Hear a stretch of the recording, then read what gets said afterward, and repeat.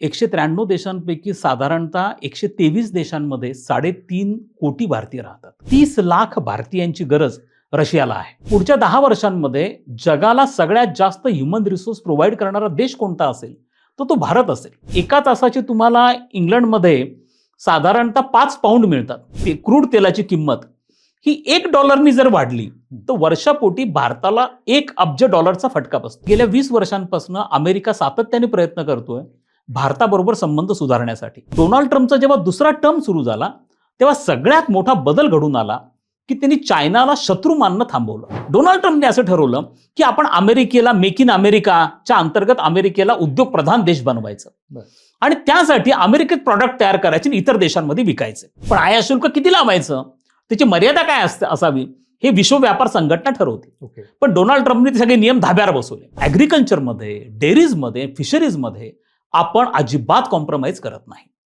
आणि त्यामुळे डोनाल्ड ट्रम्पला राग आला आणि राग आल्यामुळे तो म्हणला की ते जपाननी केली इम्पोर्ट ड्युटी कमी ॲग्रिकल्चर मधली, इंडोनेशियानी केली, युरोपियन देशांनी केली, भारत का नाही करत आहे? मग आम्ही तुम्हाला शिक्षा म्हणून 25% इम्पोर्ट ड्युटी लावतो. भारताने गोल्ड आयात करणं कमी करून टाकलं, ऑइल आयात करणं भारताने ड्रास्टिकली कमी करून टाकलं आणि काही इंजिनिअरिंग प्रॉडक्ट्स आपण इम्पोर्ट करायचो ते पण कमी केलं आणि एक्सपोर्ट आपण वाढवला. डोनाल्ड ट्रम्पने धोरण का घेतलं ते? कारण त्यांना भारताचा ॲग्रिकल्चर सेक्टरमध्ये प्रवेश करायचा होता. युरोपियन देशांना सांगितलं की रशियाकडनं तेलही घ्यायचं नाही, गॅसही घ्यायचा नाही. आता जेव्हा डोनाल्ड ट्रम्प आले तेव्हा त्यांना रशिया युक्रेन युद्ध थांबवायचं होतं. त्यांनी घोषणा केली की मला अध्यक्ष बनवू द्या, मी 24 तासामध्ये रशिया युक्रेन युद्ध थांबवतो. पुतीन त्यांचं ऐकायला तयार नाही, झेलेन्स्की त्यांचं ऐकायला तयार नाही. त्यांनी पीस प्लॅन दिला, त्याला मान्य करायला कोणी तयार नाही. युद्ध अजूनही चालू आहे आणि मग त्यांनी भारताला त्याच्यासाठी जबाबदार धरलं. एलॉन मस्क हा H1B व्हिसामध्ये अमेरिकेला गेला होता. डोनाल्ड ट्रम्पची पत्नी ही आयर्लंडवरनं H1B व्हिसामध्येच अमेरिकेला आलेली होती. H1B व्हिसामुळे अमेरिकेच्या अर्थव्यवस्थेला प्रचंड मोठा फायदा झाला. भारतीयांमुळे अमेरिकन लोकांचे जॉब जात आहेत. त्या डोनाल्ड ट्रम्पच्या मीडिया कंपनीने तेलंगणा राज्यामध्ये $11 अब्ज इन्व्हेस्टमेंटची घोषणा केली. आयात शुल्काचा असेल, H1B व्हिसाचा असेल, रशिया युक्रेन युद्धाचा असेल, हे सगळे आता आपल्याला फोल ठरताना दिसून येतात. जे विद्यार्थी आता 5 जानेवारीपासून UPSCचा इंटरव्ह्यू देणार आहेत त्यांनी अत्यंत काळजीपूर्वक मी जे विश्लेषण करतो आहे ते तुम्ही ऐकून घ्या.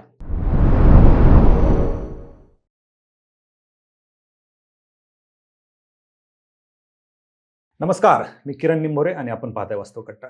खरं तर आपल्या सर्वांना माहिती की वास्तव कट्टा म्हटलं की अधिकारी एक वेगळं समीकरण आहे. अधिकाऱ्यांचे पॉडकास्ट आपण घेत असतो, त्याच्यावरती वेगवेगळ्या अधिकाऱ्यांच्या स्टोरीज असतील किंवा स्पर्धा परीक्षेतलं मार्गदर्शन आपण वास्तव कट्ट्यामार्फत घेत असतो. परंतु आज एक वेगळा विषय आपण घेऊन आलेलो आहोत. आपल्या सर्वांना माहिती की स्पर्धा परीक्षा बदलत आहे. MPSCचा सिलेबस बदललेला आहे. MPSC आणि UPSC आता एकाच धर्तीवरती आलेले आहे. जशी UPSCला 4 GSचे पेपर आहेत तसे MPSCला देखील आलेले आहेत. पूर्वी अभ्यास करताना विद्यार्थी पेपर वाचायचे आणि पेपर वाचत असताना आर्टिकल्स वाचायचे, त्याच्यामध्ये संपादकीय असतील किंवा बाकीचे लेख वाचायचे. का तर ते स्पर्धा परीक्षेसाठी उपयुक्त होते. परंतु ऑब्जेक्टिव्ह परीक्षेने ते थोडंसं कुठेतरी मागे पडलं होतं. आज परत त्याची गरज आहे.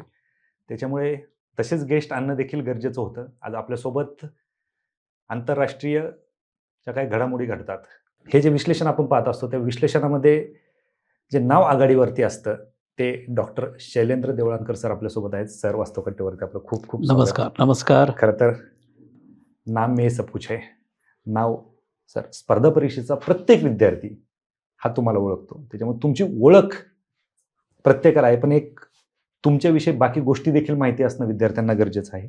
मी कधी कागद हातात घेत नाही सर, पण आज तुमच्यासाठी घ्यावं लागतंय कारण ते सगळ्या गोष्टी लक्षात ठेवणं खूप अवघड आहे. खरं तर सरांचं शिक्षण हे JNU दिल्लीला झाले. सरांची मला वाटतं PhD तुमची JNU मधूनच झालेली आहे. त्याच्यानंतर आंतरराष्ट्रीय राजकारणावरती तुम्ही झी न्यूजवरती पत्रकारिता देखील केलेली आहे. सुरुवातीला आजपर्यंत 16 प्रशासकीय पदं सरांनी भूषवलेली आहेत. सध्या सर उच्च शिक्षण संचालक महाराष्ट्र राज्य येथे कार्यरत आहेत. सरांच्या आत्तापर्यंत 27 पुस्तके पब्लिश झालेली आहेत आणि त्यातलं 27वं जे पुस्तक आहे ते वेद विकसित भारताचा. म्हणजे सरांनी आजपर्यंतचे काही वेगवेगळे लेख लिहिले, ते लेखांचं संकलन करून सरांनी हे पुस्तक लिहिलेलं आहे. सरांनी मध्यंतरी मुंबई विद्यापीठामध्ये रजिस्ट्रार म्हणून देखील काम केलेलं आहे आणि आपल्या सगळ्यांचा जिव्हाळ्याचा जो विषय असतो सियाकचे सुद्धा सर डायरेक्टर होते आणि अमरावती प्रिय IAS सेंटर जे आहे त्या सेंटरचे सर फाउंडर डायरेक्टर आहेत. त्यासोबतच सरांनी गव्हर्नमेंट लॉ कॉलेजमध्ये सर प्रिन्सिपल देखील होते. अशा बऱ्याच गोष्टी आहेत, मी फक्त शॉर्टमध्ये सांगतो, बाकी आपल्याला सरांच्या पॉडकास्टमधून जाणून घ्यायचे आहेतच. सर पुनश्च एकदा आपलं खूप खूप स्वागत. सर स्पर्धा परीक्षा बदलते, डिस्क्रिप्टिव्ह पॅटर्न आला आहे आणि त्यासोबत 4 GSचे पेपर देखील आले. त्यातले 2 GSचे पेपर आहेत त्याच्यामध्ये जसं तुम्हाला माहिती आहे की डायरेक्ट आंतरराष्ट्रीय घडामोडींचा संबंध येतो. बाकी पूर्ण स्पर्धा परीक्षेमध्ये निबंध जे आहेत एसे रायटिंग त्याच्यामध्ये देखील तो संबंध येतो आणि वर्ष संपत आले, 2025 संपत आले आणि 5 जानेवारीला UPSCच्या विद्यार्थ्यांचे इंटरव्ह्यू देखील आहेत. आम्ही पाहत असतो की तुम्ही वेगवेगळ्या विद्यार्थ्यांना गाईड करत असतात. सो आज तुम्हाला बोलवण्यामागचा उद्देशच हा आहे की एकंदरीत 2025 कसं गेलं, 2025मध्ये आंतरराष्ट्रीय काय घडामोडी घडल्या आणि त्याच दृष्टीने 5 जानेवारीला जे काही इंटरव्ह्यू सुरू होणार आहेत त्या विद्यार्थ्यांना देखील त्याचा फायदा होणं गरजेचं आहे. तर सर एक बेसिक प्रश्न पहिला मला विचारावा वाटतो की तुम्ही आंतरराष्ट्रीय घडामोडीवरती नेहमी विश्लेषण करत असतात. तुमचे विश्लेषण हे जगभर प्रचलित आहेत आणि तुम्ही परदेशांमध्ये जाऊन देखील तुमची व्याख्यानं असतात, बाकी सगळ्या गोष्टी होतात.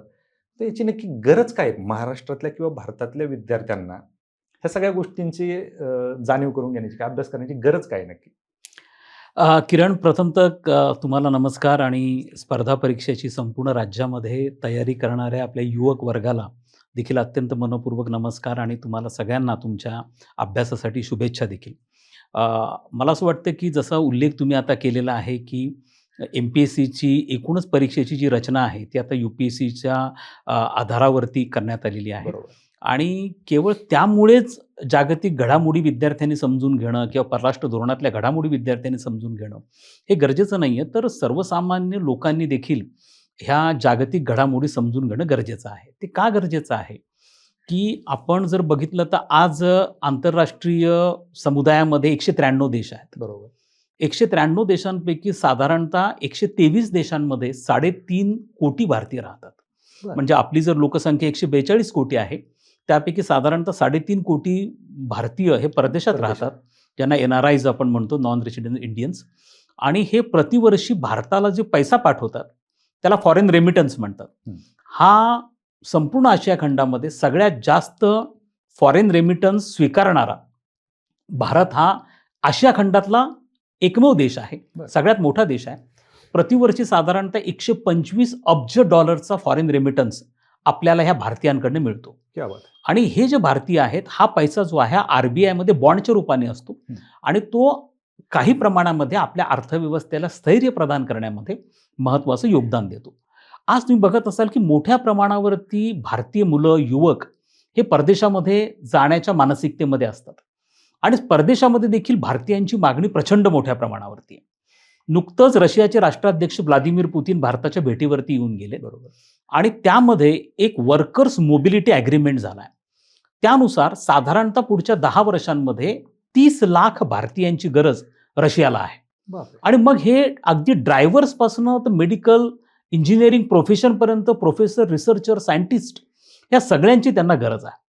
दुसरं, खुद्द महाराष्ट्र सरकारचा जर्मनी बरोबर एक करार झालेला आहे. त्यानुसार साधारणतः जर्मनीची रिक्वायरमेंट 4 लाख भारतीयांची आहे. तुम्ही जर आता नुकतंच पंतप्रधान मोदी ओमानला जाऊन आले, या ओमान देशाची लोकसंख्या 52 लाख आहे आणि त्यापैकी भारतीय 7 लाख आहेत आणि आता ह्या ओमानला आणखीन भारतीयांची गरज आहे. जपान सारखा देश आहे, जपानमध्ये प्रचंड मोठ्या प्रमाणावरती भारतीयांची मागणी आहे. तुम्ही किरण जर लक्षात घेतलं तर जसं पंतप्रधान नरेंद्र मोदी म्हणाले की पुढच्या 10 वर्षांमध्ये जगाला सगळ्यात जास्त ह्युमन रिसोर्स प्रोव्हाइड करणारा देश कोणता असेल तर तो भारत असेल. आणि ही फॅक्ट आहे, कारण आज जर युरोपमध्ये आपण पाहिलं तर युरोपमध्ये 2 प्रोफेशनच्या लोकांना भारताच्या प्रचंड डिमांड आहे. युरोपचं पॉप्युलेशन आणि जगाचं पॉप्युलेशन हे एजिंग पॉप्युलेशन आहे, म्हणजे ते लवकर म्हातारे होत आहेत. आणि त्या भारताचं मोठं वैशिष्ट्य असं आहे की आपली लोकसंख्या 142 कोटी जरी असली तरी आपल्याकडे तरुणांचं प्रमाण सगळ्यात जास्त आहे. साधारणतः 75% किंवा 75 कोटी हे आपल्यामधलं जे तरुण आहे ते 25 ते 35 वयोगटामधले आहेत. भारताचा ॲव्हरेज एज 39 आहे. त्यामुळे या एजिंग पॉप्युलेशनला सध्या 2 प्रोफेशनची फार गरज आहे. एक तर त्यांना ड्रायव्हर्स पाहिजे, स्किल्ड ड्रायव्हर्स, आणि दुसरं त्यांची सेवा करण्यासाठी त्यांना नर्सेस म्हणजे वैद्यकीय सेवा प्रोव्हाइड करण्यासाठी. त्यामुळे या 2 प्रोफेशनचं मी सुद्धा उदाहरण तुम्हाला दिलं. पण जगभरामध्ये भारतीयांची मागणी प्रचंड मोठ्या प्रमाणावरती वाढती आहे. अमेरिकेमध्ये वाढती आहे, आपण त्याच्याकडे नंतर अमेरिकेच्याकडे येऊ. परंतु मुलांनी आता हे लक्षात घेणं गरजेचं आहे की तुम्ही अभ्यास करत असताना आपण आपल्या ज्या एकूण स्कोप आहे आपला तो अगदी मर्यादित ठेवून केवळ सिव्हिल सर्व्हिसेस असं न करता आताची परिस्थिती पूर्णपणे बदललेली. भारत हा ग्लोबलाइज झालेला आहे. आज आपले भारतीय 123 देशांमध्ये राहता आहेत. तुम्हाला प्रचंड मोठ्या संधी परदेशामध्ये आहेत. मी तुम्हाला उदाहरण देतो की एक चांगली गोष्ट युरोपमध्ये अमेरिकेमध्ये तुम्हाला दिसून येते ती म्हणजे तिथं कामाला महत्व आहे, कामाला रिस्पेक्ट आहे, कामाला आदर आहे, म्हणजे श्रमाला महत्व आहे. तुम्ही साधारणतः 1 तास जर काम केलं तर 1 तासाचे तुम्हाला इंग्लंडमध्ये साधारणतः 5 पाऊंड मिळतात. ओके, म्हणजे साधारणतः तुम्ही धरून चाला की 90 रुपयापर्यंत जर 1 पाऊंड असेल तर तुम्ही इमॅजिन करू शकतात आज अमेरिकेमध्ये देखील 1 तासाचे तुम्हाला $5 मिळतात. युरोपमध्ये इतर देशांमध्ये काम केलं तर तुम्हाला 5 युरोपर्यंत मिळतात. आणि आपली मुलं तिथं 5-5 तासाच्या 2-2 शिफ्ट करतात, म्हणजे 10-10 तास काम करतात. तर त्या ठिकाणी विद्यार्थ्यांना फार मोठ्या प्रमाणावरती शिक्षण घेत असताना रोजगाराच्या संधी पण मिळतात. त्यामुळे एक भाग आहे की भारतीयांची मागणी यासाठी पण आणखीन वाढती आहे की भारतीय पुरुष किंवा भारतीय व्यक्ती हा कुटुंबवत्सल आहे. तो शक्यतो कोणत्याही अशा बेकायदेशीर ॲक्टिव्हिटीजमध्ये फारसा इन्व्हॉल्ड होत नाही किंवा तो इतरही नियमांचं भंग करण्याकडे त्याचं नसतं आणि उलट त्याची मानसिकता सेव्हिंग करण्याची, बचत करण्याची. आपल्याकडच्या भारतामधली जी बहुसंख्य मध्यम वर्गाची मानसिकता आहे ही बचतीची, सेव्हिंग करण्याची मानसिकता आहे. आणि त्यामुळे हे भारतीय सेव्हिंग करतात आणि सेव्हिंग करून तो पैसा मायदेशी पाठवतात, ज्याला आपण फॉरेन रेमिटन्स असं म्हणतो.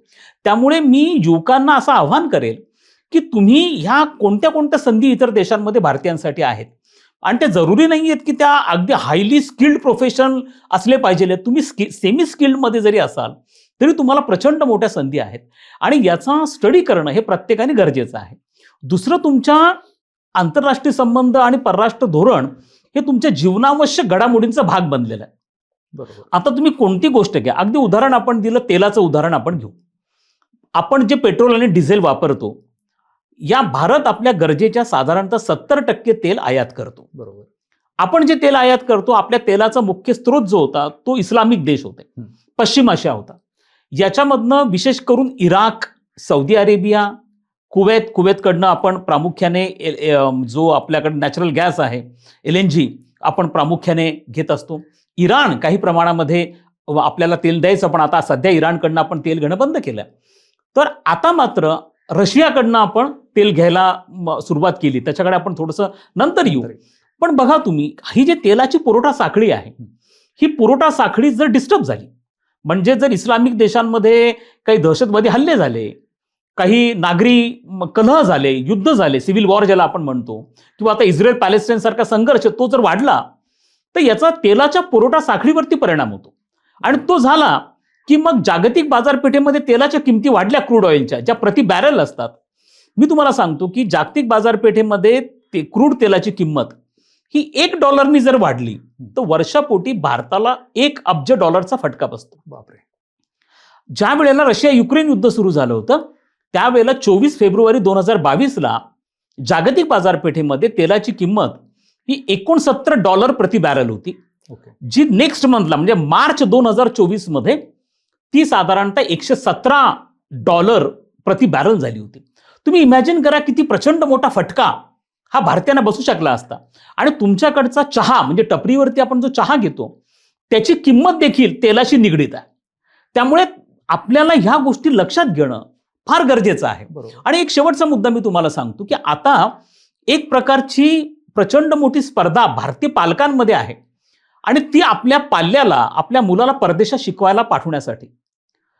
किरण, मी तुम्हाला सांगतो 2024 मध्ये भारतीय पालकांनी 39,000 कोटी रुपयांचं कर्ज घेतलं. 39,000 कोटी आपल्या मुलांना परदेशात पाठवण्यासाठी. आणि तुम्हाला मी जे आकडे सांगेल ते इतके धक्कादायक आहेत. आजच्या घडीला साधारणतः तुम्ही धरा, अगदी अमेरिकेचं उदाहरण आपण घेतलं तर अमेरिकेमध्ये देखील जे विद्यार्थी आहेत 40% विद्यार्थी, म्हणजे हार्वर्डमध्ये सुद्धा 40% विद्यार्थी भारतीय आहेत. आज जगामध्ये 4 असे देश आहेत की ज्यांच्या GDPचा बहुसंख्य भाग हा परदेशी विद्यार्थ्यांनी दिलेल्या फीजमधनं येतो. मग त्यामध्ये UK आहे, त्यामध्ये नॉर्वे आहे, कॅनडा आहे, ऑस्ट्रेलिया आहे आणि यामध्ये जाणारे मॅक्सिमम भारतीय विद्यार्थी आहेत. आणि एक प्रकारची ज्याला मी स्पर्धा म्हणेल ही भारतीय विद्यार्थ्यांमध्ये आहे, परदेशामध्ये जाण्याची, शिकण्याची, मग नंतर त्यांना वर्क व्हिसा मिळतो, तिथं ते काम पण करतात.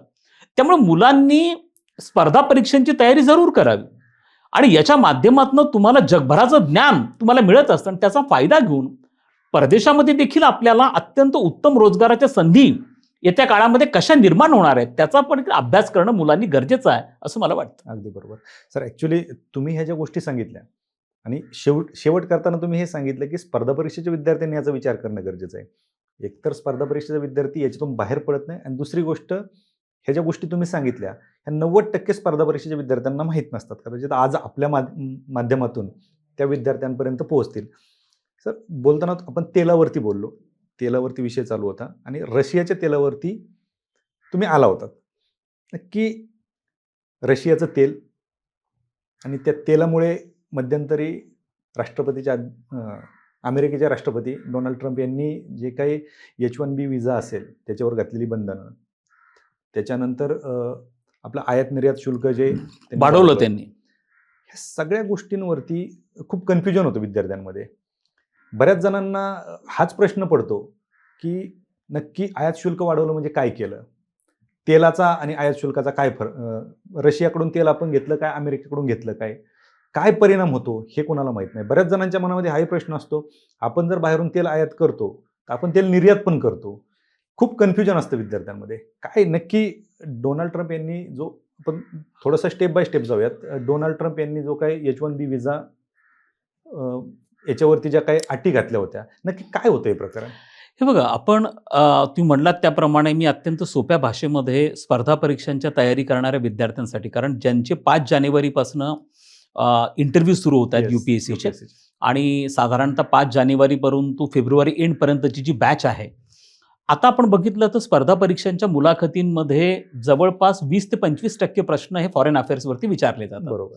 शक्यतो महत्त्वाच्या 1 वर्षामधल्या घडामोडी कोणत्या आहेत किंवा तात्कालिक घडामोडी कोणत्या आहेत, ज्या चालू घडामोडी ज्यांना म्हणतो त्या कोणत्या आहेत आणि त्याच्यावरती आपल्या विद्यार्थ्याची कन्सेप्च्युअल क्लॅरिटी आहे का, त्याची संकल्पना ही पूर्णपणे स्पष्ट आहे का, हे पाहण्याचा प्रयत्न हा पॅनलकडनं केला जातो. बरोबर. त्यामुळे जे विद्यार्थी आता 5 जानेवारीपासून UPSCचा इंटरव्ह्यू देणार आहेत त्यांनी अत्यंत काळजीपूर्वक मीही जे विश्लेषण करतो आहे ते तुम्ही ऐकून घ्या.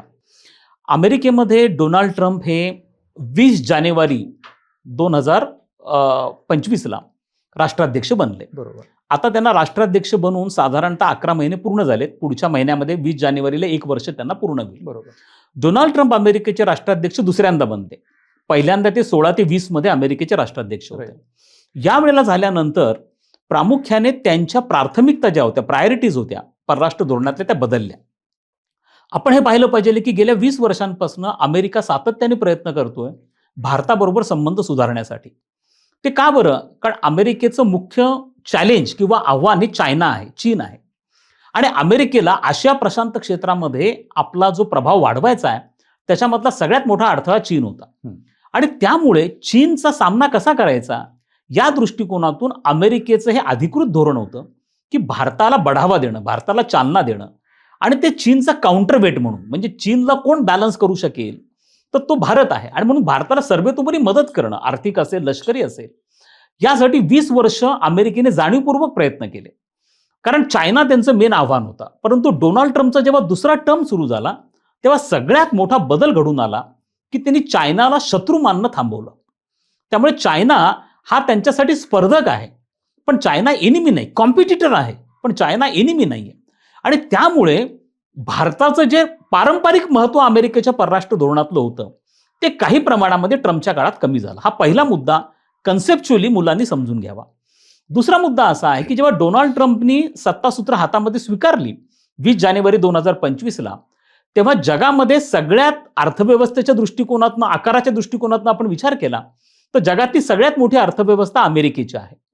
अमेरिकेच्या अर्थव्यवस्थेचा आकार हा $36 ट्रिलियन एवढा आहे. त्याच्या खालोखाल चायना येतो. चायनाच्या अर्थव्यवस्थेचा आकार हा $16 ट्रिलियन आहे. त्याच्या खालोखाल नंबर 3ला जर्मनी हा देश येतो. जर्मनी अप्रॉक्सिमेटली $5 ट्रिलियन आहे. त्याच्या खालोखाल 4थ्या नंबरला भारत येतो. भारताचा आकार हा आता क्लोज टू $4 ट्रिलियन आहे. त्याच्या खालोखाल जपान येतो. आपण नुकतंच जपानला मागे टाकून आपण चौथ्या क्रमांकावरती गेलोय आणि त्याच्यानंतर इंग्लंड येतो. आपण इंग्लंडलाही मागे टाकलेलं आहे. आता हे मी तुम्हाला का सांगितलं की अमेरिका जरी जगातली सगळ्यात मोठी अर्थव्यवस्था असला आणि अमेरिकेच्या अर्थव्यवस्थेचा आकार हा जरी $36 ट्रिलियन असला तरी अमेरिकेवरती त्यांच्या अर्थव्यवस्थेच्या आकारापेक्षा जास्त कर्ज आहे. आणि हे कर्जामध्ये अमेरिकेला प्रतिवर्षी जो हे कर्ज चुकवण्यासाठी इंटरेस्ट द्यावा लागतो, त्या इंटरेस्ट पोटी आणि खर्चापोटी $1 ट्रिलियन कर्ज घ्यावं लागतं. त्यामुळे डोनाल्ड ट्रम्प जेव्हा सत्तेवर आले तेव्हा त्यांनी असं ठरवलं की आपल्याला हे $1 ट्रिलियन जे प्रतिवर्षी आपण घेतो हे घ्यायची गरज लागू नये. त्यासाठी त्यांनी 2 मार्ग अवलंबले. एक तर त्यांनी ॲडमिनिस्ट्रेटिव्ह एफिशियन्सी आणणं. त्याच दृष्टिकोनातून एलॉन मस्क हा जो इंडस्ट्रियलिस्ट आहे, टेस्ला कंपनीचा मालक आहे आणि आता पहिले ट्विटर आणि आता एक झालं त्याचाही मालक तो आहे, त्याला त्यांनी जबाबदारी दिली आणि त्यांना सांगितलं की तुम्ही शक्य तेवढी मॅनपॉवर कमी करा. आणि साधारणतः त्यांनी 10,000 मॅनपॉवरची कट करून तो सरकारी खर्च वाचवण्याचा प्रयत्न केला. दुसरं त्यांनी असं ठरवलं की जर आपण अमेरिकेचा माल हा इतर देशांमध्ये जास्त विकला तर त्या दृष्टिकोनातून अमेरिकेला फायदा होईल. म्हणजे इतर देशांमध्ये अमेरिकेच्या वस्तू विकल्या जाव्यात, ज्याला greater market access in other countries म्हणतो, तो जर मिळाला तर त्याचा फायदा होईल. या दृष्टिकोनातून त्यांनी प्रयत्न सुरू केले आणि त्यांना असं जाणवलं की बहुसंख्य देशांबरोबर अमेरिकेची व्यापार तूट आहे. का? कारण अमेरिका हा पूर्णपणे आयातीवरती जगणारा देश आहे. अमेरिका जरी मोठा असला तरी अमेरिका आपल्या गरजेच्या 80% वस्तू आयात करतो, इतर देशांकडनं करतो. आणि अमेरिका प्रामुख्याने चायना, कॅनडा, ब्राझील, भारत आणि मग इंडोनेशिया सारखे देश आहेत, यांच्याकडनं बहुसंख्य वस्तू आयात करतो. 80% वस्तू अमेरिका आपल्या गरजेच्या आयात करतो, त्यांच्याकडे स्वतःचं प्रोडक्शन नाही. डोनाल्ड ट्रम्पने असं ठरवलं की आपण अमेरिकेला मेक इन अमेरिकाच्या अंतर्गत अमेरिकेला उद्योग प्रधान देश बनवायचं आणि त्यासाठी अमेरिकेत प्रॉडक्ट तयार करायचे आणि इतर देशांमध्ये विकायचे. आणि मग त्यांना असं जाणवलं की अमेरिका नुसतं आयात करत असल्यामुळे आणि निर्यात कमी असल्यामुळे व्यापार तूट तयार झाली. ही व्यापार तूट कमी कशी करायची? तर आपण अधिकाधिक देशांवरती दबाव टाकायचा आणि त्या देशांना सांगायचं की अमेरिकन वस्तू विकत घ्या. आता अमेरिकेचा जो ज्याला आपण म्हणतो की USP म्हणल्यापेक्षा सुद्धा अमेरिकेचा ज्याच्यात अमेरिका वरचढ आहे ते कोणतं आहे? तर ते ॲग्रिकल्चर प्रोडक्ट्स आहेत. ॲग्रिकल्चर म्हणजे कृषी उत्पादनं. अमेरिकेमध्ये जेनेटिकली मॉडिफाईड, त्याला GM क्रॉप्स असं आपण म्हणतो, जेनेटिकली मॉडिफाईड क्रॉप्स आहेत आणि ज्यांचं उत्पादन टन्समध्ये होतं. मग ते 3 आहेत. एक मका आहे, दुसरं सोयाबीन आहे आणि तिसरं कॉटन आहे. याचं उत्पन्न इतकं प्रचंड होतं की त्यांना तो मका, ते सोयाबीन आणि तो कॉटन अमेरिकेमध्ये जेनेटिकली मॉडिफाईड झालेला भारतात विकायचा आहे. त्याचप्रमाणे अमेरिकेमध्ये दूध उत्पादन मोठ्या प्रमाणावरती, दुधाची भुकटीचं उत्पादन मोठ्या प्रमाणावरती, डेअरी प्रॉडक्ट्स त्यांच्याकडे आहेत, फिशरीज त्यांच्याकडे आहेत. त्यांची अशी इच्छा होती की ते सगळ्या देशांनी विकत घ्यावं. आणि मग त्यांनी काय केलं की अनेक देशांवरचं आयात शुल्क वाढवलं. आता आयात शुल्क म्हणजे काय हे मी तुम्हाला थोडक्यात सांगतो, आपल्या विद्यार्थ्यांना पण ते कळलं पाहिजे. मी एक उदाहरण देतो. डोनाल्ड ट्रम्पचं आवडतं उदाहरण आहे हार्ले डेव्हिडसन मोटरसायकल. आता ही जी मोटरसायकल आहे, तुमच्यापैकी अनेक युवकांनी, विद्यार्थ्यांनी ती मोटरसायकल पाहिली असेल. आता ही हार्ले डेव्हिडसन मोटरसायकल अमेरिकेत बनते. आता अमेरिकेतनं जेव्हा ती भारतामध्ये येते तेव्हा जर तिची आपण अंदाजे धरून सांगू, बेसिक किंमत जर, मूळ किंमत जर त्याची $7 लाख असेल, कमीत कमी सांगतो मी तुम्हाला, तर भारत त्याच्यावरती 100% आयात शुल्क लावायचा. 100%? हा, म्हणजे मग ती भारतामध्ये येताना 14 लाखाची व्हायची. बरोबर. ओके, म्हणजे दुप्पट किंमत व्हायची. 100% आयात शुल्क भारत लावायचा. आता भारत ते का लावायचा? की आपल्याकडे बुलेट आहे, एनफिल्ड आहे, हे आपले डोमेस्टिक प्रॉडक्ट्स आहेत, त्याला प्रोटेक्शन दिलं गेलं पाहिजे आणि म्हणून भारत आयात शुल्क लावायचा. सिमिलर केसमध्ये आपले जे गृह उद्योग आहेत त्यांना प्रोटेक्शन देण्यासाठी प्रत्येक देश हा आयात शुल्क लावत असतो. पण आयात शुल्क किती लावायचं, त्याची मर्यादा काय असावी हे विश्व व्यापार संघटना ठरवते. पण डोनाल्ड ट्रम्पने ते सगळे नियम धाब्यावर बसवले. आता त्यांचं असं म्हणणं आहे की भारताने त्यांची कृषी उत्पादनं विकत घ्यावीत. भारत म्हणाला की आम्ही हार्ले डेव्हिडसनवरची इम्पोर्ट ड्युटी कमी करून टाकू, टेस्ला मोटरवरची इम्पोर्ट ड्युटी कमी करून टाकू, म्हणजे स्वस्त होतील ते. अमेरिकेमध्ये एक मद्य बनतं ज्याला बर्बन व्हिस्कीज म्हणतात. ह्या बर्बन मद्यावरचं आम्ही इम्पोर्ट ड्युटी कमी करून टाकू, परंतु आम्ही कोणत्याही परिस्थितीमध्ये कृषी उत्पादनावरची इम्पोर्ट ड्युटी कमी नाही करणार, डेअरी प्रॉडक्टवरची कमी नाही करणार, फिशरीजवरची कमी नाही करणार. का? कारण जर तसं केलं आपण तर तुमच्या बाजारपेठेमध्ये अमेरिकन मका, American soybean American Apple, American बदाम हे इतके प्रचंड वाढतील की तुम्हाला त्यांच्याबरोबर स्पर्धा करणं आपल्या शेतकऱ्यांना, आपल्या दूध उत्पादन करणाऱ्या व्यक्तींना किंवा फिशरीज करणाऱ्या, फार्मिंग करणाऱ्या व्यक्तींना हे स्पर्धा करणं शक्य नाही होणार. आता मला तुम्ही सांगा किरण, की तुम्हाला कॅलिफोर्नियाचे बदाम 50 रुपये किलोमध्ये मिळाले. इतर बदाम तुम्ही अफगाणिस्तानमधून घेता किंवा तुमचे प्रॉडक्ट हे साधारणतः बदामाची किलो मागे 700-800 रुपये किंमत आहे. पण ते 100 रुपयापर्यंत कॅलिफोर्निया बदाम मिळतील. अमेरिकन ॲपल, तुम्ही काश्मीरचा ॲपल आपण सगळेजण घेतो, हिमाचलमधला ॲपल आपण सगळेजण घेतो, 200-250 रुपये किंमत त्याची आहे, थोडंफार प्लस मायनस होईल. पण अमेरिकन ॲपल जर आले ठोकच्या ह्याच्यामध्ये तर ते 50 रुपये किलोनी मिळतील तुम्हाला. आता मुद्दा असा आहे की एवढ्या डाऊन गेल्यावर कन्झ्युमर जो आहे तो त्याच्याकडे जाणार आणि मग आपल्या शेतकऱ्यांच्या मालाचं प्रोटेक्शन कसं होणार. म्हणून भारताने स्टँड घेतला. आता विद्यार्थ्यांनी हे लक्षात घेणं गरजेचं आहे की भारताने केवळ अमेरिकेच्या विरोधामध्ये नाही, तर ज्या ज्या देशांबरोबर भारत मुक्त व्यापार करार करतो आहे किंवा केला आहे, इंग्लंड बरोबर आपण मुक्त व्यापार करार केला, UAE बरोबर केला, नुकतंच ओमान बरोबर केला आणि न्यूझीलंड बरोबर आपण मुक्त व्यापार कराराची चर्चा आता आपण थांबवली आणि कदाचित पुढच्या काही महिन्यांबरोबर युरोपियन युनियन, युरोपियन महासंघाबरोबर मुक्त व्यापार करतोय. मुक्त व्यापार करार म्हणजे इम्पोर्ट ड्युटी, आयात शुल्क शून्यावरती आणणं. उदाहरण, जर ऑस्ट्रेलिया आणि न्यूझीलंड चीज बनवत असेल तर त्यांच्याकडे सपोज चीज हे आपण असं धरून चला की भारतीय मूल्यामध्ये ते 500 रुपये किलो आहे, तर ते भारतात पण 500 रुपयांनीच मिळणार. आता आपण काय करतोय, त्याच्यावरती 100% इम्पोर्ट ड्युटी लावतो, म्हणजे ते 1000 रुपयांनी मिळतं का. आणि मग तुम्ही चीज घेताना, अरे बापरे हे ऑस्ट्रेलियाचं चांगलं आहे, परंतु अमूलचं जर मी घ्यायचा विचार केला तर अमूलचं मला 300-400-500 रुपयांनी पडतंय, पण ऑस्ट्रेलियाचा 1000 आहे. त्यामुळे कन्झ्युमर जो आहे तो आपल्या डोमेस्टिक प्रॉडक्टकडे जाईल. पण जर तुम्ही इम्पोर्ट ड्युटी शून्यावरती आणली आणि इम्पोर्टेड ऑस्ट्रेलियाचं, न्यूझीलंडचं, अमेरिकेचं चीज जर तुम्हाला अमूलच्या भावात मिळायला लागलं तर स्वाभाविकपणे ॲज अ कन्झ्युमर म्हणून मी इम्पोर्टेड आयटमकडे जाईल. आणि म्हणून भारत हा आवर्जून बघतो की भारताने ऑटोमोबाईलमध्ये असेल, बाकी क्षेत्रामध्ये असेल, इम्पोर्ट ड्युटी डाऊन केली आहे, खूप डाऊन केली आहे. परंतु ॲग्रिकल्चरमध्ये, डेअरीजमध्ये, फिशरीजमध्ये आपण अजिबात कॉम्प्रोमाइज करत नाही. आणि त्यामुळे डोनाल्ड ट्रम्पला राग आला आणि राग आल्यामुळे तो म्हणला की ते जपाननी केली इम्पोर्ट ड्युटी कमी ॲग्रिकल्चरमधली, इंडोनेशियानी केली, युरोपियन देशांनी केली, भारत का नाही करत आहे. मग आम्ही तुम्हाला शिक्षा म्हणून 25% इम्पोर्ट ड्युटी लावतो. आणि दुसरं त्यांनी काय केलं की आपण रशियाकडनं तेल घेतो आणि ते तेल घेतल्यामुळे त्यांनी आपल्यावरती आणखीन ॲडिशनल 25% इम्पोर्ट ड्युटी लावली, म्हणजे 50% घेतो म्हणून. आता मी त्या विषयाकडे येतो. आता पहिले आपण हा इम्पोर्ट ड्युटी, तर सध्या अमेरिकेने भारताच्या विरुद्ध 50% इम्पोर्ट ड्युटी लावली. आता भारत आणि अमेरिकेचा व्यापार बघा किती आहे, तर भारत आणि अमेरिकेचा जो व्यापार आहे हा साधारणतः $150 अब्ज आहे. त्या $150 अब्ज पैकी ज्या वस्तू आपण अमेरिकेला एक्सपोर्ट करतो त्या अप्रॉक्सिमेटली 65 ते 70 अब्ज आहेत.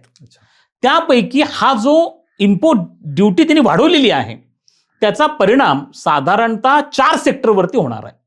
म्हणजे थोड्या प्रमाणात झाला आपण असं म्हणू शकतो. त्यातलं पहिलं सेक्टर जे आहे ते ॲटो पार्ट्स आहे. इंजिनिअरिंग आणि ॲटो पार्ट्स आपण अमेरिकेला एक्सपोर्ट करतो. दुसरं आहे गारमेंट्स आणि लेदर. तिसरं आहे जेम्स आणि ज्वेलरीज. आणि चौथं आहे ॲग्रिकल्चर, फिशरीज आणि डेअरी प्रॉडक्ट्स. आता तुम्ही 4ही सेक्टर्स पाहिले किरण, तर तुम्हाला असं दिसेल की या 4ही सेक्टर लेबर इंटेन्सिव्ह आहेत. म्हणजे इथं खूप मोठ्या प्रमाणात कामगार वर्ग आहे आणि तो कामगार वर्ग गरीब आहे. म्हणजे इथं जे व्यावसायिक आहे ते छोटे व्यावसायिक आहे, कापड उद्योग करणारे. सोलापूरची चादर तुम्ही घ्या जी आपण तिथे एक्सपोर्ट करतो, त्यामध्ये असणारे वर्कर व्यावसायिक छोटे व्यावसायिक आहेत. त्यामुळे आपल्याला सुरुवातीला असं वाटलं होतं की एप्रिल महिन्यामध्ये ज्या वेळेला डोनाल्ड ट्रम्पने हा निर्णय घेतला 50%चा, तर $32 अब्ज आपला एक्सपोर्ट अफेक्ट होणार होता. आणि त्यामुळे असं वाटलं की भारतामध्ये याचा परिणाम होईल. मात्र आपण काय केलं की नंतर ह्या 4 महिन्यामध्ये आपण इतर देशांच्या बाजारपेठा शोधल्या. आणि म्हणून पंतप्रधान मोदी जे जॉर्डनला जाऊन आले, इथिओपियाला जाऊन आले, ओमानला जाऊन आले, रशियाचे राष्ट्राध्यक्ष आपल्याकडे आले, इंग्लंडची बाजारपेठ, इंग्लंड बरोबर मुक्त व्यापार करार केला.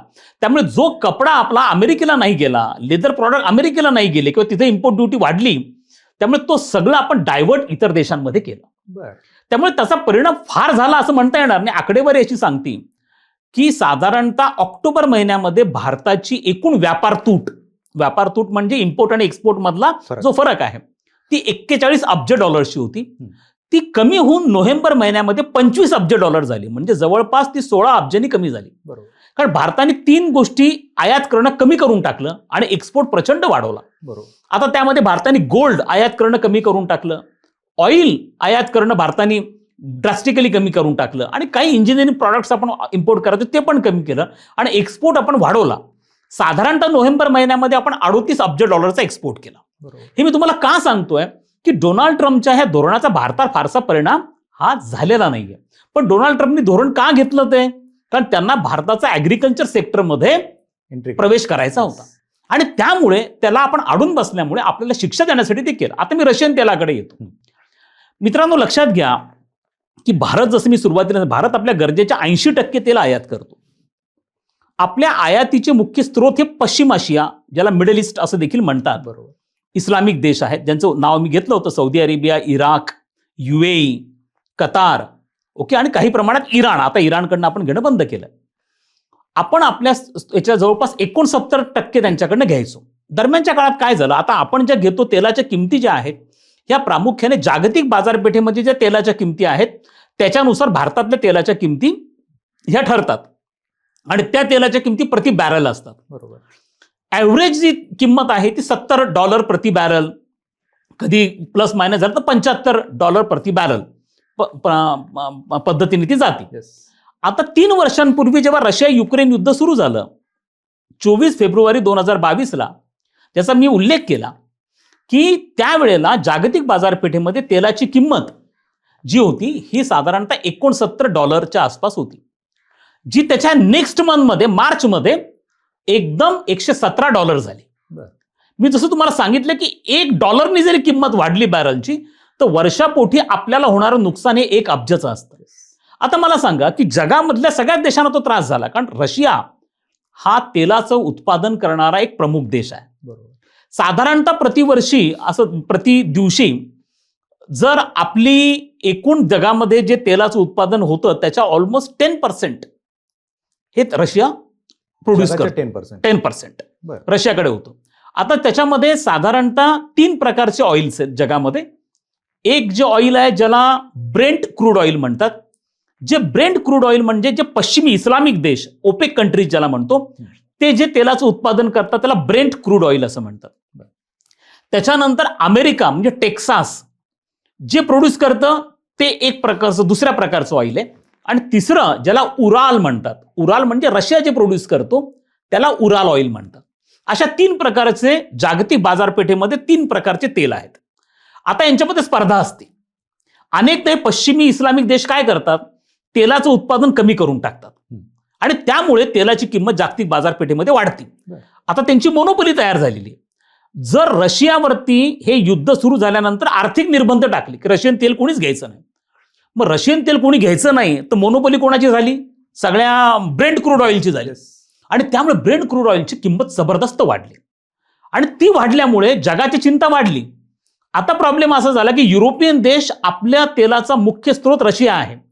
जर्मनीनी, फ्रान्सनी रशियामध्ये तेलाच्या गॅसच्या पाईपलाईन टाकलेल्या आहेत. आज रशियाकडनं त्यांना प्रामुख्याने गॅसचा सप्लाय होतो, तेलाचा सप्लाय होतो. ते रशिया युक्रेन युद्ध सुरू झाल्यानंतर अमेरिकेने दबाव टाकला आणि युरोपियन देशांना सांगितलं की रशियाकडनं तेलही घ्यायचं नाही, गॅसही घ्यायचा नाही. आता प्रश्न असा निर्माण झाला की मग यांनी सर्व्हाइव्ह कसं करायचं? आणि मग एक प्रकारची अंडरस्टँडिंग झाली की भारताने रशियाकडनं तेल घ्यायचं. ओके. आणि मग ते गुजरातमध्ये, जुनागडमध्ये ते क्रूड ऑइल आणायचं, त्याला रिफाईन करायचं, म्हणजे त्याचं शुद्धीकरण करायचं आणि ते रिफाईंड ऑइल जे आहे ते युरोपला सप्लाय करायचं. ओके. ते अमेरिकेला सप्लाय करायचं. आणि ते करण्याचं काम भारतामधली रिलायन्स कंपनी आहे आणि अजून एक कंपनी, रशियन कंपनी आहे. अशा 2 कंपन्या ते ऑइल इम्पोर्ट करायच्या, त्याला रिफाईन करायच्या आणि ते जर्मनीला, फ्रान्सला, अमेरिकेला पण पुरवायच्या. ओके. आणि याचं तेव्हा बायडन हे अमेरिकेचे राष्ट्राध्यक्ष होते. अमेरिकेमधले जे भारताचे राजदूत होते त्यांनी हे ओपनली अप्रिशिएट केलं होतं की भारत जे करतो ते चांगलंच करतो आहे. आणि त्यामुळे काय झालं की जागतिक बाजारपेठेमध्ये तेलाच्या किमती भडकल्या नाहीत, भारतामध्ये पण भडकल्या नाहीत. आपला शेजारचा देश श्रीलंकेमध्ये ₹300 पेट्रोल क्रॉस झालं, पाकिस्तानमध्ये ₹250 पेट्रोल क्रॉस झालं. पण आपल्याकडे हे भाव ह्यासाठी भडकले नाहीत की आपण रशियाकडनं ऑइल घ्यायला सुरुवात केली. आणि त्यामुळे झालं असं की भारत एक्सपोर्ट पण करायला लागला, जे रिफाईंड ऑइल आहे ते एक्सपोर्ट पण करायला लागला. आता जेव्हा डोनाल्ड ट्रम्प आले तेव्हा त्यांना रशिया युक्रेन युद्ध थांबवायचं होतं. बरोबर. त्यांनी घोषणा केली की मी मला अध्यक्ष बनवू द्या, मी 24 तासामध्ये रशिया युक्रेन युद्ध थांबवतो. पण आज झालं असं की 1 वर्ष होतं रशिया युक्रेन युद्ध थांबलं नाही. पुतीन त्यांचं ऐकायला तयार नाही, झेलेन्स्की त्यांचं ऐकायला तयार नाही. त्यांनी पीस प्लॅन दिला, त्याला मान्य करायला कोणी तयार नाही. युद्ध अजूनही चालू आहे. आणि मग त्यांनी भारताला त्याच्यासाठी जबाबदार धरलं की भारत रशियाकडनं तेल घेतोय, म्हणून रशियाला पैसा मिळतोय आणि म्हणून रशियाचं जे वॉर अँबिशन्स आहेत त्या पुढे चालू राहिल्यात. म्हणजे हे त्यांचं लॉजिक जे आहे हे इतकं हास्यास्पद आहे की भारतापेक्षा जास्त चीन तेल घेतो रशियाकडनं. बरोबर. युरोपियन देश लक्झरी ॲटम्स रशियाकडनं घेतात. अमेरिका देखील लिथियम सारखा जे मेटल आहे ते रशियाकडनं घेतो. आणि मग तुम्ही घेतात तेव्हा रशियाच्या युद्धखोर धोरणाला बढावा नाही मिळत आणि भारत तेल घेतो तिथं बढावा म्हणून त्याच्यावर बढावा मिळतो. हे हास्यास्पद होतं. बरोबर. म्हणजे डोनाल्ड ट्रम्पचे लॉजिकच एक तर काय झालं की त्या माणसाचा इगो खूप मोठा आहे. त्याला असे त्यांच्या आसपासमध्ये त्याचं कौतुक करणारे, असे लांगून चालन करणारे लोक आवडतात, पाकिस्तान सारखे, बरोबर. की आम्ही तुमचं नाव नोबेलसाठी रिकमेंड करतो. भारत काही तसं करायला तयार नव्हता. बरं. इव्हन ऑपरेशन सिंदूर दरम्यान अशा बातम्या आल्या की डोनाल्ड ट्रम्पनी 6 ते 7 वेळा पंतप्रधान मोदींना फोन केला, पण मोदींनी फोन नाही उचलला. बरं. हा, तर ही गोष्ट ऑफिशियली कन्फर्म जरी नसली तरी जर त्यांनी उचलला खरंच नसेल तर मी अप्रिशिएट करतो ती गोष्ट, बरोबर. मी कौतुक करतो त्याचं. कारण तुम्ही विनाकारण दबाव टाकण्याचा हा काय प्रकार आहे? आम्हाला वाटलं आम्हाला स्वस्त मिळतं रशियाकडनं तेल. हा, आता तुम्हाला मुख्य मुद्दा सांगतो मित्रांनो की रशियाकडनं आपण तेल का घेत होतो. कारण जागतिक बाजारपेठेमध्ये तेलाची जी किंमत होती त्याच्या प्रति बॅरलपेक्षा $10 ते $12 स्वस्त हे रशियन तेल आपल्याला मिळायचं. $10 ते $12 स्वस्त. म्हणजे एकूण जर आपण यामध्ये 60 अब्जचं तेल ह्या 3 वर्षात घेतलं असेल रशियाकडनं तर आपल्याला झालेला फायदा हा 20 ते 22 अब्जचा आहे. त्यामुळे आपल्या अर्थव्यवस्थेला त्याचा फायदा झालेला आहे. बरोबर. त्यामुळे आपण ते घेतलं. जागतिक बाजारपेठेत तेलाच्या किमती नाही वाढल्या, भारतात तेलाच्या किमती नाही वाढल्या, त्याचा परिणाम आपल्याला झाला नाही. आता ट्रम्प म्हणतात तुम्ही ते तात्काळ स्टॉप करा. हे आपल्यावरती दबाव टाकलेला असतानाही मित्रांनो नोव्हेंबर महिन्यापर्यंत भारत आपल्या गरजेच्या 32% तेल आजही रशियाकडनं घेतो आहोत. क्या बात आहे. स्लोली आपण ते कमी करू. नंतर आपण आता इस्लामिक देशांकडे पळत वळू. आफ्रिका पण आपला मोठा सोर्स झाला, लॅटिन अमेरिका आता आपला सोर्स झालेला आहे जिथनं आपण घेऊ शकतो हे तेल आता. परंतु हे दबाव टाकण्यामागचं मुख्य कारण काय आहे हे आपल्या सगळ्या युवकांनी, विद्यार्थ्यांनी समजून घेणं अत्यंत गरजेचं आहे. त्यामुळे रशिया आणि आयात शुल्क ह्या दोन्ही गोष्टींच्या बाबतीमध्ये झालं. तिसरा जो अत्यंत महत्त्वाचा मुद्दा तुम्ही मांडला H1B व्हिसा. Yes. आता मित्रांनो लक्षात घ्या की प्रथम तुम्ही H1B व्हिसा काय आहे हे आपण लक्षात घ्या. अमेरिका साधारणतः 50 प्रकारचे व्हिसा हे जगभरातल्या लोकांना देत असतात. 50 प्रकारचे व्हिसा आहेत. बरं. म्हणजे त्यांच्याकडे अगदी B1 पासनं तर R1 पर्यंत अच्छा. व्हिसा आहेत. म्हणजे तुम्ही जर तिथं शिकायला जाणार असाल तर तुम्हाला एक वेगळ्या प्रकारचा व्हिसा आहे. तुम्ही तिथं काम करायला जाणार असाल तर वेगळ्या प्रकारचा व्हिसा आहे. तुम्ही तुमच्या कुटुंबाला भेटायला जाणार असाल तर वेगळ्या प्रकारचा व्हिसा आहे. तुम्ही टुरिस्ट म्हणून जाणार असाल तर वेगळ्या प्रकारचा व्हिसा आहे. तुम्ही शेतकरी किंवा कृषी कामासाठी जाणार असाल त्याला वेगळ्या प्रकारचा व्हिसा आहे. ओके. तुम्ही त्या ठिकाणी अजूनही काही प्रोफेशनमध्ये तुम्ही जाणार असाल त्याला वेगळ्या प्रकारचे व्हिसा आहे. अच्छा. मग असं झालं की अमेरिकेमध्ये ज्याला म्हणतो स्किल्ड मॅनपॉवर, काही स्पेसिफिक सेक्शन्स असे, सेक्टर्स आहेत. फॉर एक्झाम्पल टेक्नॉलॉजी आहे, त्याच्यानंतर I T sector, engineering sector असं आहे, हेल्थ सेक्टर असं आहे की ज्यामध्ये स्किल्ड मॅनपॉवरची अमेरिकेला कमी होती. म्हणून मग टेम्पररी व्हिसा त्यांनी 1990 मध्ये सुरू केला ज्याला H1B व्हिसा म्हणतात. ओके. हा H1B व्हिसाच्या माध्यमातून तुम्हाला जगभरातलं जे स्किल्ड मॅनपॉवर आहे त्याला अमेरिकेमध्ये टेम्पररी काळासाठी बोलवलं जातं. पहिले 3 वर्ष, नंतर तो एक्सटेंड होऊन आणखीन 3 वर्ष होतो. साधारणतः 6 वर्षापर्यंत त्याचं पार्ट असतो. आणि मग नंतर काही जण त्याला ग्रीन कार्डसाठी परत अप्लाय करतात आणि त्याला परमनंट करण्याचा प्रयत्न पण करतात. आता जर आपण पाहिलं साधारणतः ते 1990 पासून H1B व्हिसा हा सुरू झाला. प्रतिवर्षी अमेरिका असे 85,000 व्हिसा देतो. बरं. H1B visa. ह्या 85,000 पैकी साधारणतः 65% व्हिसा हा भारतीयांना मिळतात. क्या बात आहे. ओके, हे भारतीयांना मिळतात.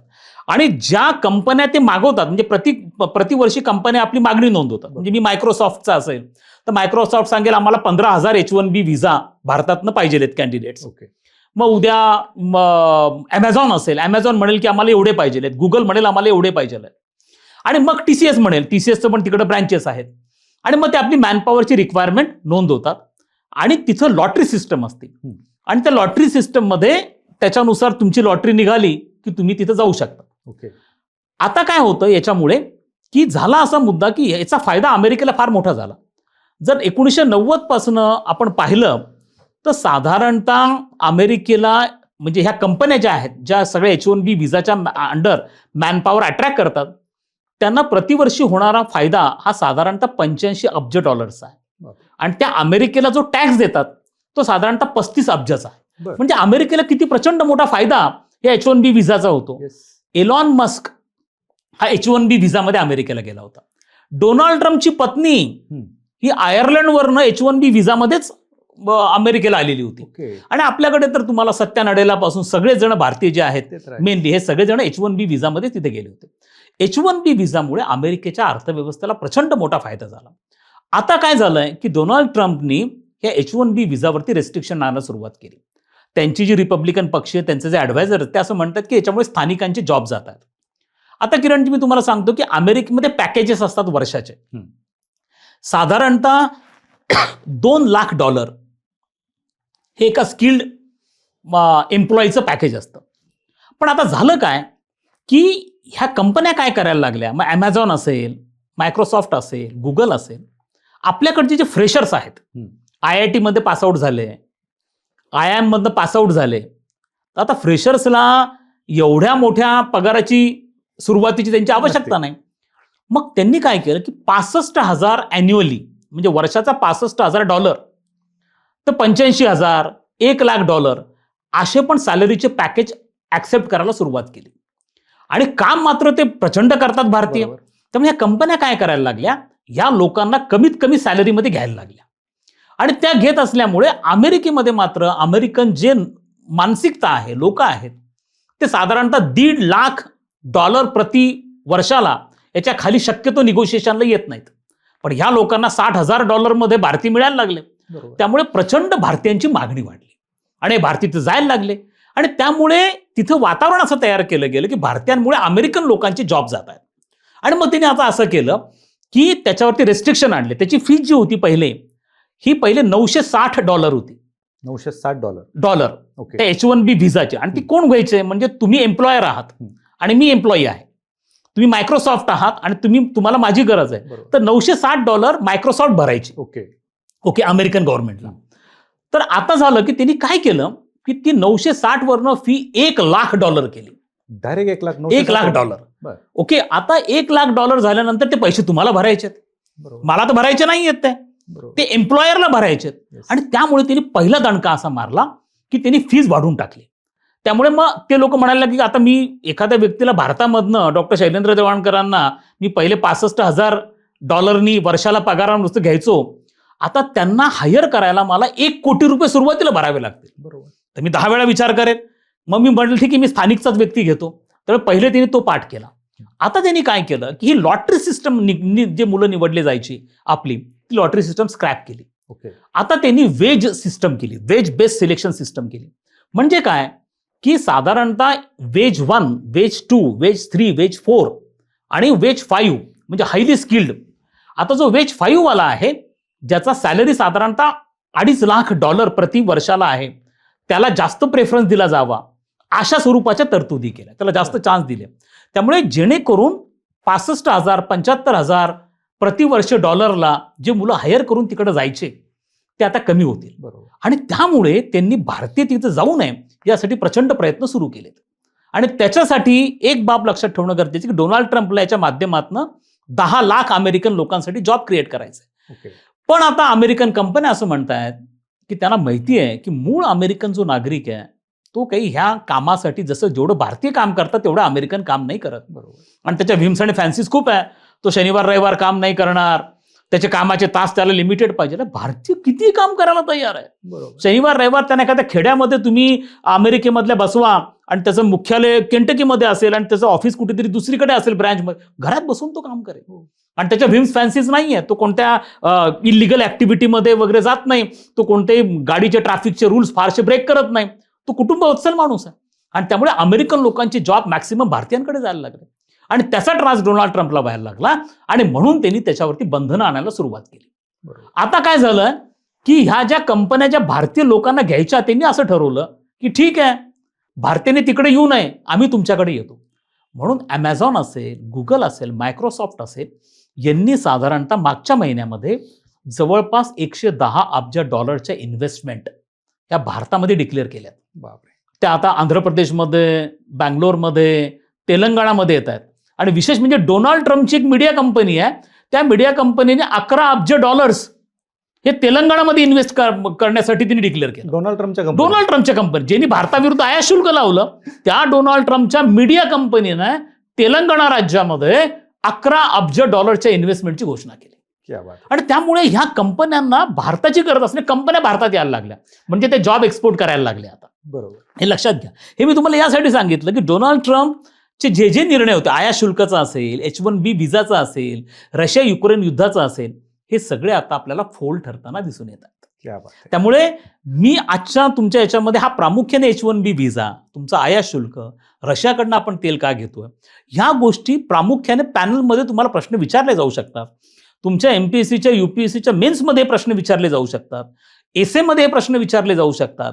म्हणून तुमची कन्सेप्च्युअल क्लॅरिटी व्हावी या दृष्टिकोनातून आपण या विषयांवरती प्रकाश टाकला. अगदी बरोबर सर. या गोष्टी तर झाल्याच, परंतु याच्यासोबत बऱ्याच गोष्टी ज्या घडामोडी घडलेल्या आहेत 2025 मध्ये, याच्यावरती आपल्याला चर्चा करायची, पण आजचा वेळ आपल्याकडे कमी, त्याच्यामुळे थोडंसं भारताच्या जवळच आपण फिरूयात. आपण पाहतो की सध्या JNGचं वारं खूप जोरात चालू आहे. मग आपण नेपाळ असेल, बांगलादेश असेल किंवा पाकिस्तानमधल्या काही घडामोडी असतील. नेपाळ तर आपण पाहिलं, बांगलादेश पाहिलं.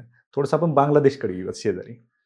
बांगलादेशमध्ये ज्या काही घडामोडी घडल्या, सत्ता उलटून टाकली, त्यांच्या राष्ट्रप्रमुखांना पळून जावं लागलं वगैरे वगैरे ज्या गोष्टी घडल्या, नक्की काय आता तुमच्या दृष्टिकोनातून तुम्ही त्याच्याकडे कसं पाहता? ओके, मला असं वाटतं की आपल्या विद्यार्थ्यांनी प्रामुख्याने बांगलादेशविषयी आपण एवढं गांभीर्याने चर्चा करायची का, हे प्रथम लक्षात घेतलं पाहिजे. कारण आपण त्याच्या पॉलिटिकल रेटरिक्समध्ये जायला नको. बरोबर. तर प्रथम बांगलादेश आपल्यासाठी का महत्त्वाचं आहे हे लक्षात घ्या.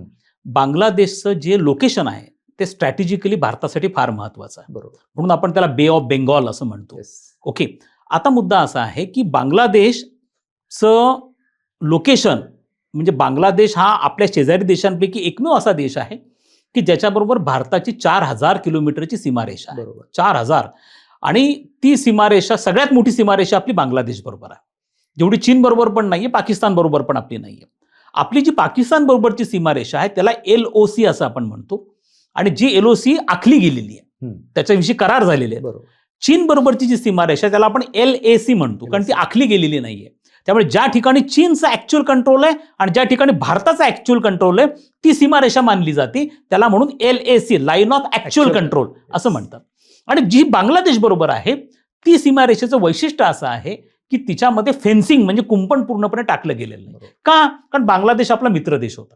बांगलादेशची निर्मिती 1971 मध्ये भारतीय लष्कराने केली. 13 दिवस तो संघर्ष चालला आणि त्यामध्ये भारतीय लष्कराची भूमिका अतिशय महत्वाची राहिली. त्यानंतर बांगलादेशमध्ये लष्करी हुकुमशहा आले आणि साधारणतः 1997 पर्यंत तिथं लष्करी हुकुमशाहीचंच काम होतं, राज्य होतं. 97 मध्ये पहिल्यांदा खालिदा जिया या तिथं पंतप्रधान झाल्या, सार्वत्रिक निवडणुका झाल्या आणि त्या 5 वर्ष त्यांचं गव्हर्नमेंट होतं. आणि पाकिस्तानमधला बांगलादेशमधला फरक असा आहे की पाकिस्तानमध्ये कोणत्याही पंतप्रधानाला आपला निर्धारित 5 वर्षाचा कालावधी पूर्ण करता नाही आला, परंतु तो बांगलादेशमधले 4 पंतप्रधान आतापर्यंत झाले ज्यांनी निर्धारित 5 वर्षाचा कालावधी पूर्ण केला. शेख हसीना ज्या अवामी लीगच्या नेत्या त्यांनी 15 वर्ष आणि खालिदा जियानी 5 वर्ष. आता तिथं असं झालं की 15 वर्ष शेख हसीनांच्या अवामी लीगचं शासन होतं आणि त्या काळामध्ये तिथं भारताबरोबर त्यांचे संबंध अतिशय चांगले होते.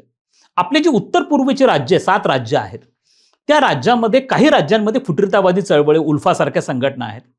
त्यापूर्वी म्हणजे शेख हसीनांच्या पूर्वी बांगलादेशमध्ये त्यांना आश्रय दिला जायचा आणि तो आश्रय दिल्यानंतर त्यांना शस्त्रास्त्रांचं आर्थिक पुरवठा हा सगळा बांगलादेशकडनं ऑफिशियली व्हायचा. म्हणजे जेव्हा लष्करी हुकुमशाही त्यांच्याकडे होती त्यावेळेसच्या काळामध्ये. शेख हसीनांच्या काळात हे सगळं बंद झालं. तुम्हाला आठवत असेल की मागे एक चितगाव आर्म्स स्कॅन्डल झालं होतं. चितगाव आर्म्स स्कॅन्डलचा अर्थ असा की विमानातनं एका ठिकाणी शस्त्र ड्रॉप केली गेली होती. ती बेसिकली उल्फाला मदत करण्यासाठी ड्रॉप केली गेली होती. त्यानंतर आपण बघितलं की हुजी नावाची, हरकत उल जिहाद नावाची एक दहशतवादी संघटना, जिचा भारतामध्ये देखील अनेक दहशतवादी कृत्यांमध्ये हात होता, ती प्रामुख्याने खालिदा जिया पंतप्रधान असताना या संघटना वाढीला लागल्या होत्या. पण शेख हसीनांच्या 15 वर्षांच्या काळामध्ये ते सगळं पूर्ण स्टॉप झालं. बांगलादेश हा उत्तर पूर्व राज्यांमध्ये भारताच्या शांतता आणि स्थैर्य टिकवण्यासाठी महत्वाचा देश आहे. त्याचप्रमाणे बांगलादेशला फ्लडगेट मानलं जातं साऊथ ईस्ट एशियाचं. म्हणजे भारताने 1992 मध्ये पी.व्ही. नरसिंहराव पंतप्रधान असताना लुक ईस्ट पॉलिसी सुरू केली. म्हणजे आपले उत्तर पूर्वचे जे देश आहेत, दक्षिण पूर्व आशियाचे जे देश आहेत, इंडोनेशिया, व्हिएतनाम, या देशांबरोबर संबंध सुधारण्यासाठी लुक ईस्ट पॉलिसी आपण केली. त्याचं रूपांतर आता ॲक्ट ईस्टमध्ये झालंय. त्याच्यातला लिंचपिन म्हणजे अतिशय महत्वाची कडी म्हणून बांगलादेशकडे पाहिलं जातं. म्हणून बांगलादेशचं स्ट्रॅटेजिक लोकेशन फार महत्वाचं आहे आणि म्हणून बांगलादेश बरोबर आपले संबंध अतिशय चांगले होते. पण दुर्दैवाने शेख हसीनांचं तिथं आता सरकार राहिलेलं नाहीये. त्याला मान्सून रेव्होल्युशन म्हणतात. जुलै 2024 मध्ये तिथे रेव्होल्युशन झालं. 5 ऑगस्टला सत्तांतर झालं. शेख हसीना भारतात पळून आल्या आणि भारतात पळून आल्यानंतर त्यांना इथं आश्रय दिला गेला आणि आता तिथं 12 फेब्रुवारीला निवडणुका आहेत आणि या 12 फेब्रुवारीच्या निवडणुकीमध्ये 3 राजकीय पक्ष आहेत. अवामी लीगला बॅन केलं गेलंय. एक आहे बांगलादेश नॅशनल पार्टी, तारिक रहमान जे आता लंडनवरनं परतलेत ते त्याचे नेते आहेत. दुसरा आहे जमाती इस्लामी आणि तिसरा आहे citizen party, national citizen party, जी युवकांची पार्टी म्हणून ओळखली जाते. आता तिथं चान्सेस असे आहेत की बांगलादेश नॅशनल पार्टी आणि जमाती इस्लामी मिळून एक कोलिशन गव्हर्नमेंट इस्टॅब्लिश करू शकतात, जसं त्यांनी 97 ते 2000 मध्ये इस्टॅब्लिश केलेलं होतं. आणि ते जर इस्टॅब्लिश झालं तर ते भारतासाठी धोक्याचं असेल, कारण त्यांची धोरणं ही पाकिस्तान आणि चायनाला पुरस्कृत आहेत, त्यांच्याशी जास्त धार्जिणे आहेत आणि भारताच्या विरोधात जाणारे असल्यामुळे भारतासाठी येत्या काळामध्ये आव्हान असेल. या जर सगळ्याच गोष्टी बोलायच्या म्हटलं तर आपल्याला दिवस पुरणार नाही. येस. आणि तुमच्याकडून जर त्या वधवून घ्यायच्या म्हटलं तर वर्ष पण पुरणार नाही. तेवढा तुमचा अभ्यास आहे. सध्या UPSCचे इंटरव्ह्यू आहेत आणि UPSCच्या कॅन्डिडेटसाठी जे इंटरव्ह्यूला आहेत यांच्यासाठी खूप हे जे मार्गदर्शन होतं आजचं किंवा तुम्ही ज्या फॅक्ट्स सांगितल्या ह्या युजफुल ठरणार आहेत. फक्त UPSCचे इंटरव्ह्यू म्हणूनच नाही, बाकी सगळ्या स्पर्धा परीक्षेच्या विद्यार्थ्यांसाठी ते युजफुल ठरेल. फक्त विनंती अशी आहे की आपण फक्त 2-3 फॅक्टवरती आज बोललो, 2-3 घडामोडींवरती आज बोललोय, परंतु एवढ्यावरती जर थांबलं तर तो कुठंतरी विद्यार्थ्यांना आपण नाही का समोर एक ताट मांडायचं आणि त्यातला फक्त एक घास त्यांना खायला द्यायचा असं होऊन जाईल.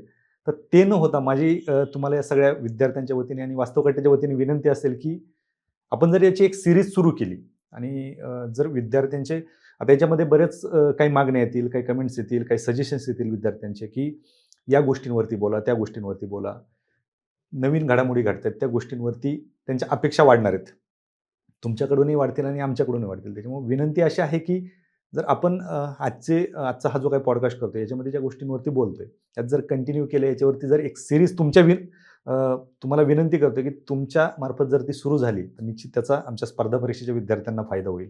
नाही, नक्कीच आहे. मला आनंद आहे, कारण माझ्या प्रशासकीय जबाबदाऱ्यांमुळे मला विद्यार्थ्यांसाठी आजकाल इंडिव्हिज्युअली फारसा वेळ काढता येत नाहीये. परंतु तुमच्या माध्यमातून जर तो आपल्या शेकडो हजारो विद्यार्थ्यांपर्यंत पोहोचत असेल, कारण हा विषय थोडा तांत्रिक दृष्टीने समजून घ्यायचा Yes. असतो, कारण तो परराष्ट्र धोरण, आंतरराष्ट्रीय घडामोडी आहेत आणि याच्यामध्ये रिसोर्सेस जे आहेत ते फार कमी आहेत. बरोबर. मराठीमध्ये Yes. जे आहेत ते प्रामुख्याने इंग्रजीमध्ये आहेत. त्यामुळे ते रिसोर्सेस मराठीमध्ये त्यांना कम्युनिकेट झाले, त्यांची कन्सेप्च्युअल क्लॅरिटी झाली, तर मुलांना हे प्रश्न UPSCला MPSCला टॅकल करणं हे सोपं जाणार आहे. किंबहुना इतर कोणत्याही मुलाखतींमध्ये आता अर्थकारणाविषयी ह्या सगळ्या गोष्टी आता ग्लोबलाइज झालेल्या आहेत. त्यामुळे जर विद्यार्थ्यांकडनं तशा प्रकारची रिक्विजिशन्स आल्या काही महत्त्वाच्या मुद्द्यांवर, जसं आता ह्या अधिवेशनामध्ये संसदेचं हिवाळी अधिवेशन झालं, त्यामध्ये 3 महत्त्वपूर्ण विधेयकं मांडली गेली. एक भारताच्या अणु ऊर्जा क्षेत्रामधलं रिफॉर्म करणारं शांती विधेयक मांडलं गेलं, विमा क्षेत्रामध्ये सुधारणा करणारं विधेयक मांडलं गेलं आणि उच्च शिक्षणामध्ये सुधारणा करणारं विधेयक मांडलं गेलं. जर विद्यार्थ्यांना त्याची आवश्यकता असेल, ते समजून घ्यायचे असतील तर आपण त्याच्यावरती पण करू शकतो. आणि जर मुलांना आणखीनही इंडिव्हिज्युअली म्हणजे Bharat Oman free trade agreement काय, Bharat New Zealand free trade agreement काय, Bharat UK free trade agreement काय आहे, ह्या गोष्टी भारत अफगाणिस्तान संबंध काय आहेत, अशा स्वरूपाने पण काही हवं असेल तर निश्चितपणे आपण विद्यार्थ्यांना देऊ. त्याची विद्यार्थ्यांचा रिस्पॉन्स आणि त्याच्या प्रकारचे रिक्विजिशन कशा पद्धतीने आहे त्यानुसार आपण करता येईल. मी पुन्हा एकदा तुम्हाला सगळ्या विद्यार्थ्यांना अत्यंत मनपूर्वक शुभेच्छा देतो. फक्त आमच्या काळामध्ये विद्यार्थी जेव्हा तयारी करायची या सगळ्या गोष्टींची तेव्हा फारसे पर्याय त्यांना उपलब्ध नव्हते. Yes. त्यामुळे मुलं त्यांच्यासाठी म्हणजे putting all eggs in one basket, म्हणजे मी एकाच बास्केटमध्ये सगळेच माझे उद्दिष्ट ठेवायचो, कारण दुसरे पर्याय नव्हते. पण आता तसं नाही आहे. त्याचा उल्लेख मी केला की रशियामध्ये 30 लाख भारतीय पायचल आहेत. ओमानमध्ये, युरोपमध्ये, युकेमध्ये, जपानमध्ये, जर्मनीमध्ये ठिकठिकाणी भारतीयांची डिमांड आहे. त्यामुळे तुम्ही ह्या सगळ्या जागतिक घडामोडी काय आहेत, या गोष्टी व्यवस्थितपणे ग्रास्प करणं, आणि आता तुम्हाला स्काय इज द लिमिट आहे आणि जगभरात भारतीयांची मागणी असल्यामुळे तुम्ही या माध्यमातून आपलं करिअर निवडावं असं मी तुम्हाला सांगेल. कोणत्याही परिस्थितीमध्ये तो काळ गेला आता, की मी स्पर्धा परीक्षा उत्तीर्ण झालो नाही तर माझं करिअर संपलं. तो गेला, तो इतिहास झाला आता. आता असं अजिबात नाही आहे. स्पर्धा परीक्षांच्या माध्यमातून वेगवेगळ्या विषयांची माहिती घेऊन आपण आपलं फाउंडेशन स्ट्रॉंग करत असतो आणि हे स्ट्रॉंग झालेलं फाउंडेशन तुम्हाला कोणत्याही फील्डमध्ये यशस्वी बनवतं. तुम्ही पत्रकार बना, यशस्वी बनाल. तुम्ही कोणत्या हॉटेल इंडस्ट्रीमध्ये तुम्ही यशस्वी बनाल, कारण तुमच्याकडे नॉलेजचं प्रचंड मोठी रिपॉझिटरी तुम्हाला याच्यात माध्यमातून मिळते. तुमची बैठक म्हणजे तुमचा स्टॅमिना अभ्यास करण्याचा वाढतो आणि जो आयुष्यभर तुम्हाला डिसिप्लिन आणि स्टॅमिना कामाला येतो. त्यामुळे अजिबात डिमोरलाइज होऊ नका. भारतीयांची डिमांड प्रचंड आहे. सध्या 3.5 कोटी आहेत.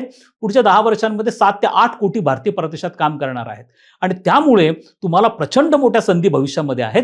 त्यामुळे न डिमोरलाइज होता ह्या सगळ्या गोष्टी व्यवस्थितपणे समजून घेणं आणि त्याच्या आधारावरती केवळ एकाच गोष्टीवरती लक्ष केंद्रित न करता करिअरच्या इतर संधी पण काय आहेत त्याचा विचार करून आपलं त्याच्यामध्ये करिअर यशस्वी करणं, यासाठी मी तुम्हाला अत्यंत मनपूर्वक शुभेच्छा देतो. नक्कीच sir.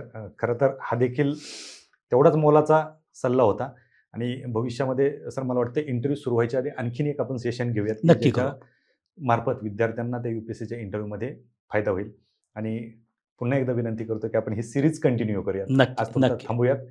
Thank you very much. Thank you.